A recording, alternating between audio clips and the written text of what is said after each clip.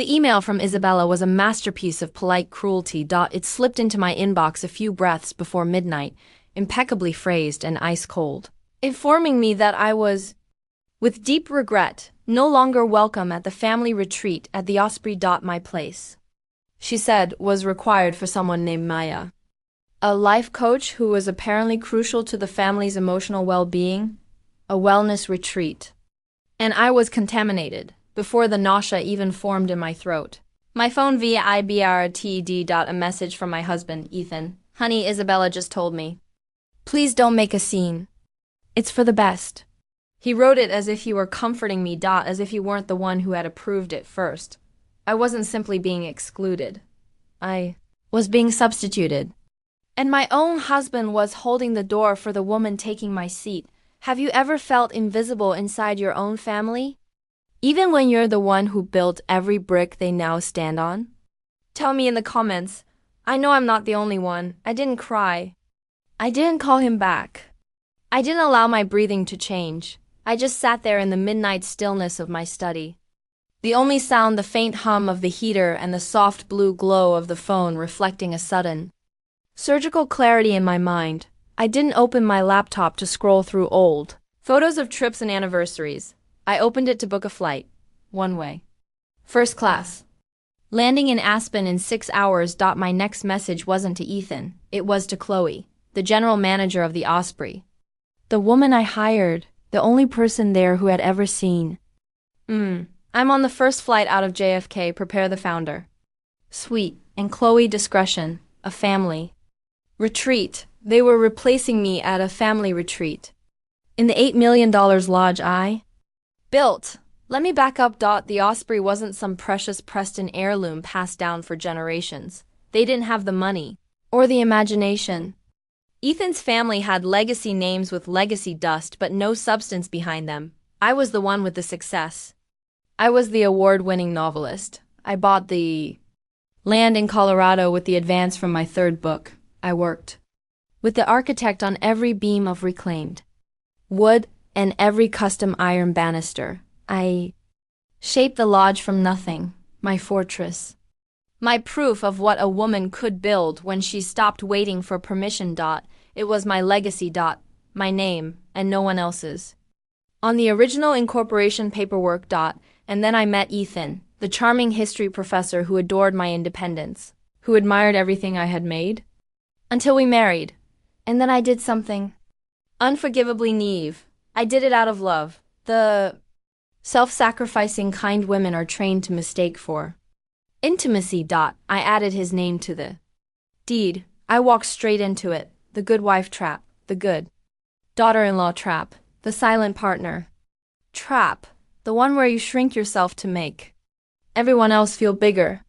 Where you hand away pieces of your power because you're trying to prove you're easy. Supportive, loving. Ethan always praised me for it. You're so reasonable. Rosalind. You're so calm. Not like my sister. Good, calm, reasonable. Only now do I understand what those words really meant. They weren't compliments. They were locks on a door.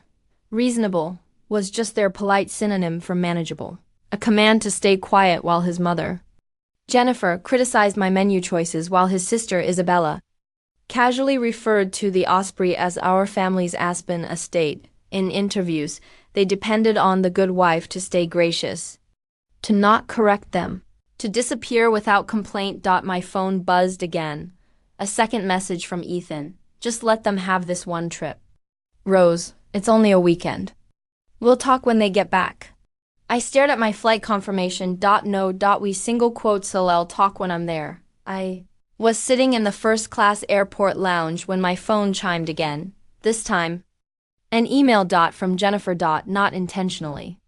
She isn't tech literate enough for that. She had forwarded me by accident, exactly as I always suspected she someday would. An entire email chain. The subject line read, FW Osprey rebrand deck final V3.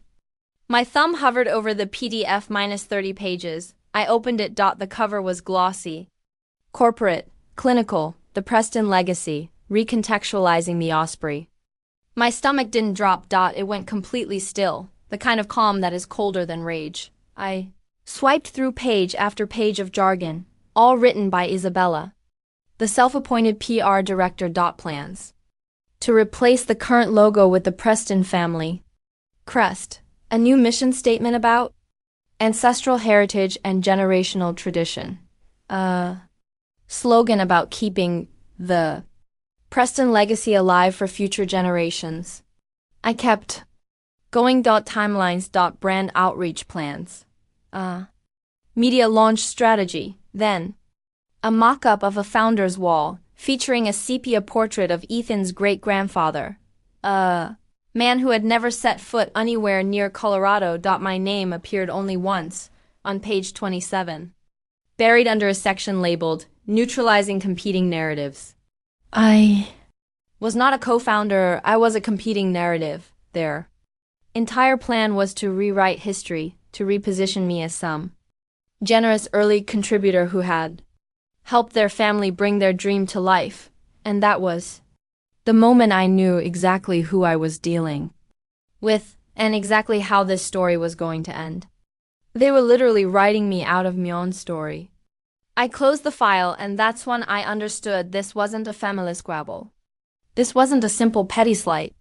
This was a systematic refictions campaign of eraser. Psychologists talk about this. They call it ambient gaslighting or eraser. It's not one big lie. It's 1,000 tiny cuts. It's the forgetting to invite you. It's the retelling of a story, where your role gets a little smaller each time.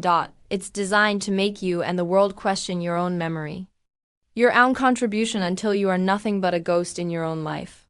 Isabella wasn't just being cruel. She was being strategic. She was building a case brick by brick to steal my life's work. And the email she just sent me, that was the blueprint.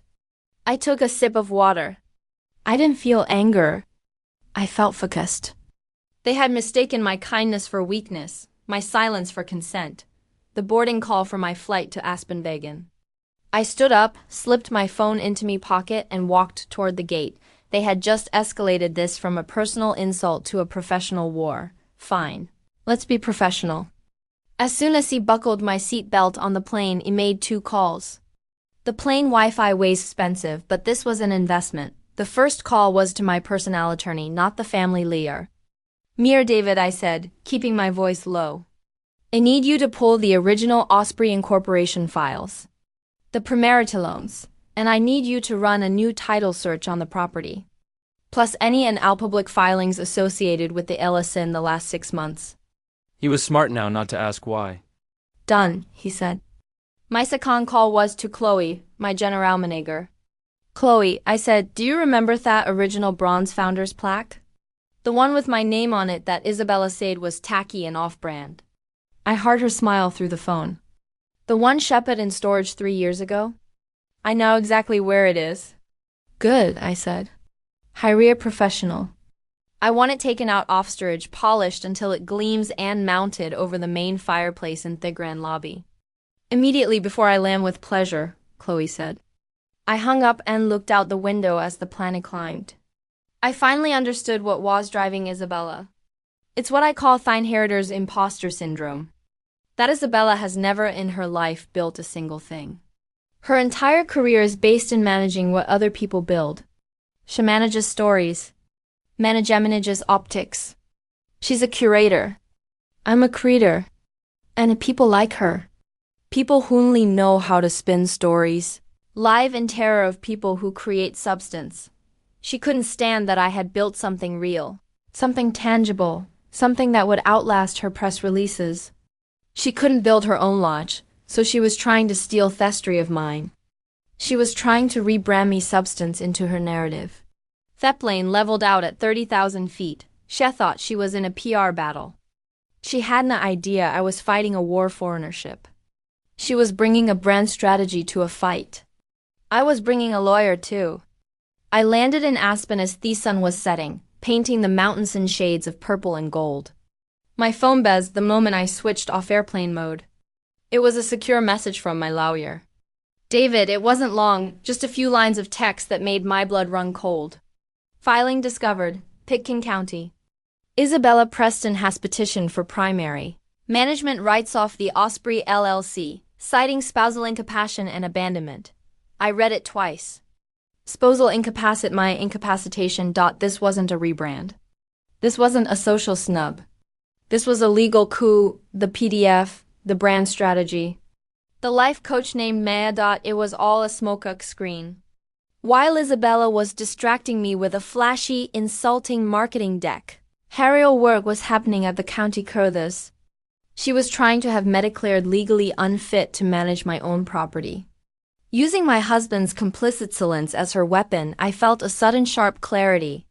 This had crossed the line from family drama into outright criminal behavior. I walked past the luxuries of service I'd booked. I didn't go to the Osprey. Not yet. I rented a simple Jeep from the counter and drove to a climate-controlled storage facility on the outskirts of town. Unit 22B, my personal archive, the place I keep the things that are mine and mine alone. Old manuscripts, first editions of my novels. And only other thing, I rolled up the heavy metal door. The air was dry and still against the back wall. In a heavy cardboard tube were the blueprints. Not the digital copies, not the builder spec sheets, the originals. The ones the architect and I had spent months drawing, arguing over, and perfecting. I unrolled them on the concrete floor, 6 feet long, heavy vellum paper, smelling faintly of ink and time, every line, every elevation, every notation for the custom ironwork I designed. And there in the bottom right corner in the title block was the one thing Isabella had forgotten. The original signature, my signature, not Rosalind Preston. Rosalind Vance, principal design investor. Isabella was trying to fight me with a 30-page PDF full of lies. I was about to fight her back with 6 feet of architectural truth. I rolled the blueprints up, secured them with a rubber band, and walked out into theckled mountain air. It was time to go home. I walked through the grand oak doors of the Osprey. The tube of blueprints held firmly in my hand. The grand lobby was exactly as I designated, right down to the scent of pine and cedar from the fireplace. And standing right in the middle of it, under my custom chandelier, was the entire family. Isabella holding a champagne flute, her face flushed with victory, Ethan. My husband standing just behind her. Looking uncomfortable, but present. His mother. Jennifer smiling and the new girl Maya, the life coach. Looking around like she just won a prize. They were toasting, they were laughing. They had started their treat without me. Isabella saw me first. The glass in her hand wobbled. The smile didn't just fade. It shattered. Her face went pale, then a dark, ugly red. She put her glass down. She took a step forward, her entire body rigid, ready to hiss, to control the scene, to declare me the trespasser. She opened her mouth. And in that exact second, Chloe stepped out from the manager's office, walking briskly past Isabella as if she were a piece of furniture. Chloe's voice was bright, professional, and carried across the entire lobby. "Welcome home, Miss Rosalind," she boomed. Every head in their room turned. The laughter stopped. The clinking glasses went silent. Chloe beamed at me. "The entire staff is so happy. The founder is here. We have your suite perfectly prepared." Isabella, her mouth still half open. Chloe's eyes flicked. Just for a moment to the massive stone fireplace. I followed her gaze, and there it was, polished to a high shine, gleaming in the firelight, was the original bronze plaque, anchored dipinto the stone. My name, my full maiden name, Rosalind Vance. The lobby was so quiet I could hear the snow falling outside. Isabella's eyes shot from Theplak back to me. Her face was a mask of pure, unadulterated rage.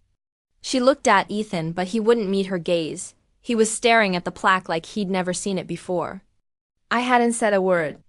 I hadn't had to. Chloe had just checkmated her in public. She hadn't welcomed a guest. She hadn't welcomed Mrs. Preston. She had welcomed the founder. I finally smiled. A small cold smile. I walked past my frozen family, their champagne cooling in their hands, and nodded to Chloe. "It's good to be home," I said. The legacy dinner, as Isabella had called it, was held in the private dining room. The table was suffocatingly formal. Isabella, having had a few hours to recover, was back in performance mode. She had put on a black dress and a strained, bright smile. She stood at the head of the table where I should have been sitting and raised her glass. I want to thank you all. She began air voix smooth for being here for our first annual Preston Legacy Dinner. It's so important to remember our history to honor the bloodlines that built this place. Legacy isn't just about buildings. It's about continuity. It's about what we pass down. She was looking right at me. This was her last desperate attempt to reframe me as egoist. My husband Ethan just stared at his plate. I let her finish. I let the polite hollow hairs echo and fade. Then I stood up. I didn't say excuse me. I just rose, picked up the heavy cardboard tube from the floor beside me, and walked to the head of the table. I placed the tube on the table right in front of Isabella. What is this, Rosalind? She snapped, the mask slipping. I didn't answer. I pulled the cap off the tube and began to unroll the blueprints. They were huge, heavy, and covered in hand-drawn lines. They rolled out across the entire head of the table, crushing the floral centerpiece, knocking over a glass of red wine. Thuine bled dark red across the vellum like a wound. No one moved. No one breathed. I let the silence sit. Then I pointed, my finger landing on the title block, right next to the dark Weinstein. This, I said, my voice quiet, but carrying in the dead silence a substance. It's the receipt. It's the ink and the math and the work. It's my signature. Before I was a Preston, Isabella's face was white. And then I continued, pulling my phone from my pocket. There's this. I held it up for Ethan, for his mother, for all of them to see. I displayed the cover of Isabella's 30-page rebrand strategy PDF. This is story. Then I swiped to the next screen, the email from my lawyer. Anthis, I said, my voice dropping. This legal petition to have me declared incapacitated. This is criminal behavior. I looked from my husband to his sister. You two seem to have confused story with substance, and you confused criminal behavior with a PR problem. The silence that followed was absolute. It was the sound of an entire narrative collapsing. Jennifer's matriarch just stared at the blueprints. Ethan finally looked at me, and his face was a ruin of shame. Isabella said nothing. She had no more words. Her weapon was useless. They were gone by 5 o'clock in the morning.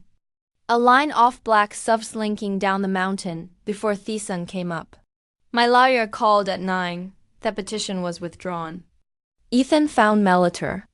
I was standing in the great room just looking at the fireplace at the black.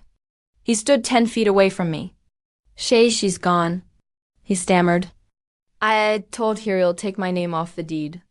I'll sign anything. I am so sorry. I didn't turn around. Yes, I said. You will. It looked out the massive window at the snow-covered peaks I had chosen at Thevely I had built in. I wasn't just the owner. I was the guardian. I had built a fortress. And I had finally, after all this time, learned how to defend it.